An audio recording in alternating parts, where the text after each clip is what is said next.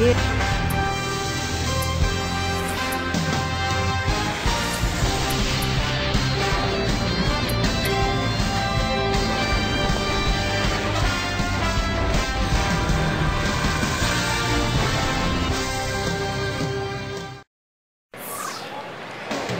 Ellsbury, he can bring the big hit, and he can come through in the clutch. The opportunity today for him to do just that. A contest in the American League East with the New York Yankees in front of their home fans. Gary Thorne, John Kruk, Steve Phillips, 2K Major League Baseball. Now the Yankees starting pitcher. As he gets into this Baltimore lineup, Steve, strategy-wise? Now his right-hander brings outstanding stuff to the mound every time he takes the ball against a lineup that can be somewhat of a challenge at times for pitchers, but if he's on top of his game, he should be able to shut them down. This is the lineup we'll see for the Orioles. Thoughts, John? Anybody stand out? Well, the guy that came up with about as much fanfare as anyone in recent years, and that's Matt Wieters, a switch hitter, big, tall guy. Sometimes, Gary, those tall guys take a little longer to figure out their swings at the major league level. I think Matt Wieters, though, has a chance to be very special. And getting us started here, it's going to be Alejandro De Aza. Baltimore Orioles left fielder, number 12, Alejandro De Aza. Here's the pitch. That's a foul ball.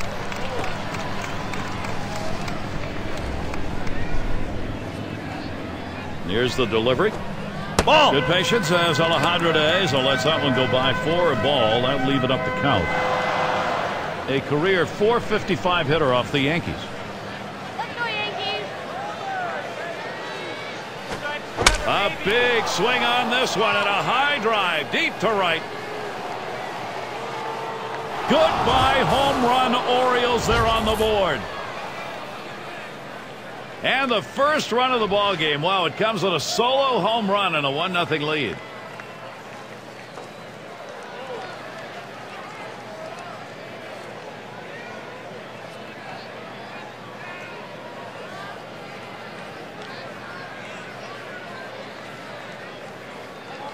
Well, just barely got this thing started, and they're already up one. Boy, if you're the leadoff guy, that's really something for the rest of the team to look at. You got to believe maybe this is an offensive day. Now, the power hitters in the lineup coming up next are got to be saying to themselves, I want to get there quick.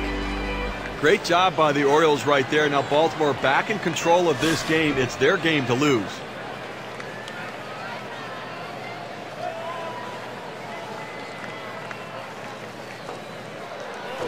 Up the middle. Wow, that was close. Right back up the middle. Almost got him.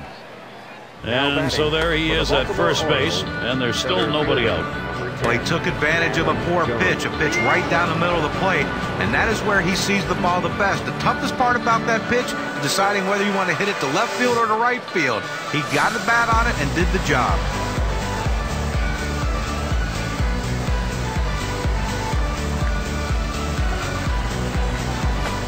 Swung on. That is driven by Jones.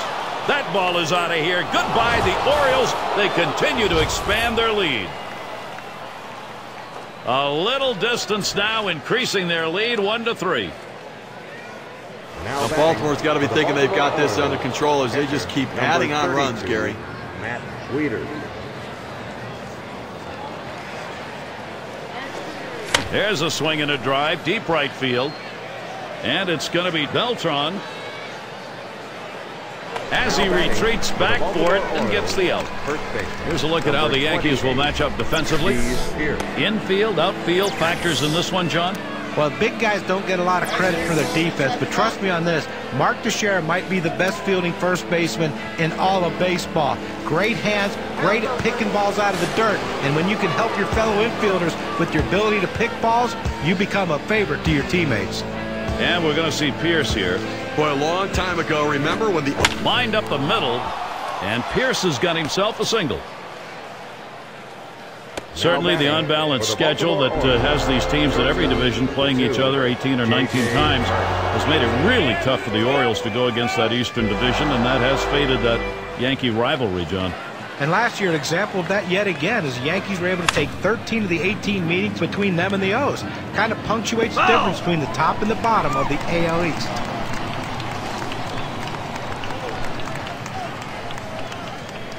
Pitch on the way. And he fouls off another one.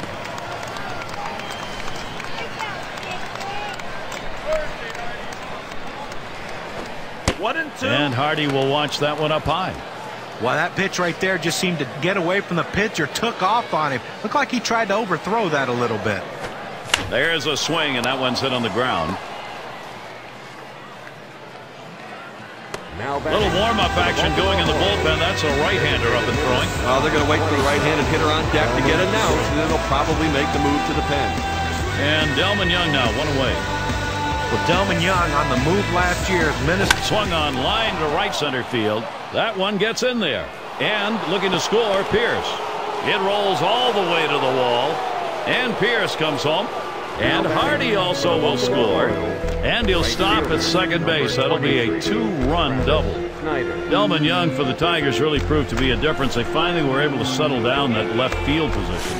Oh, he made a major impact in the postseason as well. 5 home runs between 2 playoff series, and he did it while he was injured as well.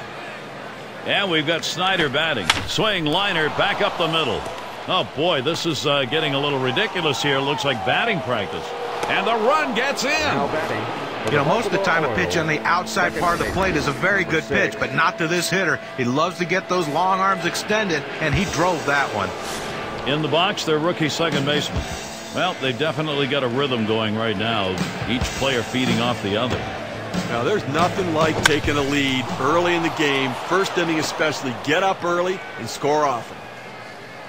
Well, this is unbelievable. I mean, this guy's completely lost it out there now. They've strung together 5 consecutive hits against him. Clearly, he's run out of gas.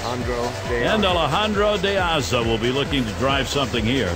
Well, the challenge for this Orioles team is how can they stand toe-to-toe with the big teams in the American League East. They weren't able to do it in 2011. Until they can, they're not really going to compete. And those records the Orioles have against Eastern Division teams, Steve. And De Aza, he drills it. That ball is out of here. Goodbye, the Orioles. They continue to expand their lead. With that 3-run homer, they just extended their lead. That's a hitting coach dream come true right here. Orioles look unstoppable. They are crushing it. This one's grounded near third, foul. And first inning, Steve, we see first inning runs, but this is a whole lot more than that. Big home runs, big lead, a lot of smash towards the middle. Number 1. Throws to first. He's retired. That's 2 down. Center fielder, number 10, Adam Jones. And it's Adam Jones in the batter's box. Well, this is the right move. You had to get the starter out of there, Gary. I mean, he didn't have his good stuff today, but now the bullpen's going to have to step up to see if they can't come back in the game. He homered earlier in the ballgame. And that 2-run homer in his last AB. There's one on the ground. There's Headley. And he throws on to first. That'll retire the side. Wow, they deal some serious damage. First inning really starting out with a bang. The Orioles on top, 9-0.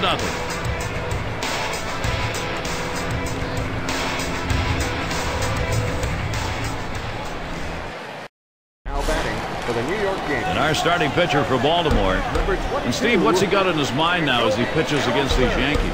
Well, sending a good lefty to the mound in this ball game here, but this is a great lineup, a lineup that can really beat up even some of the best pitchers in the game. So he's going to have to be on top of his game in order to do it and rely upon that movement on his pitches. That one taken by Ellsbury for a strike. In his career, 363 off the Orioles.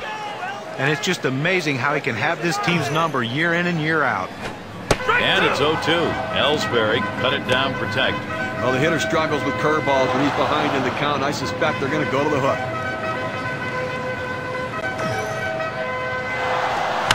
It's hit foul by Ellsbury. Foul!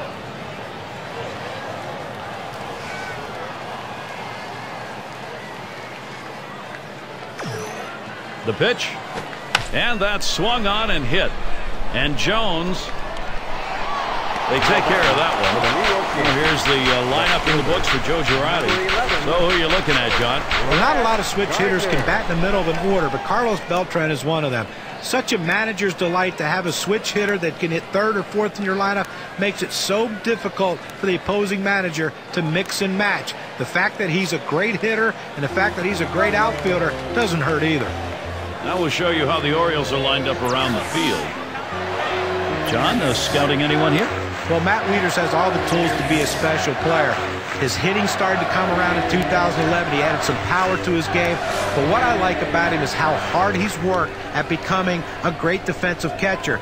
A tall catcher at 6'5", sometimes those guys take a little bit longer to progress, but his footwork is spectacular. His throwing is above average, and the way he handles the pitching staff right now, he's one of the best catchers in baseball.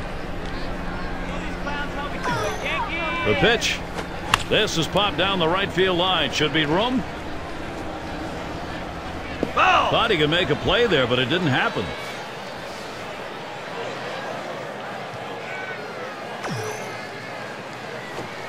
Gardner, and another foul ball. Well, the battle starts when you step in the batter's box, but the real battle starts when the count is 0-2, and that's where he sees himself. But give him credit. He's keeping himself alive by fouling off that tough 0-2 pitch on the outside part of the plate. Let's see if he can make the pitcher make a mistake.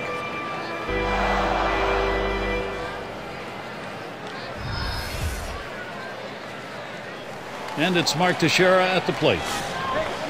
For his career, .299 off Baltimore. On the way. Watches a fastball that's in there. 0-1.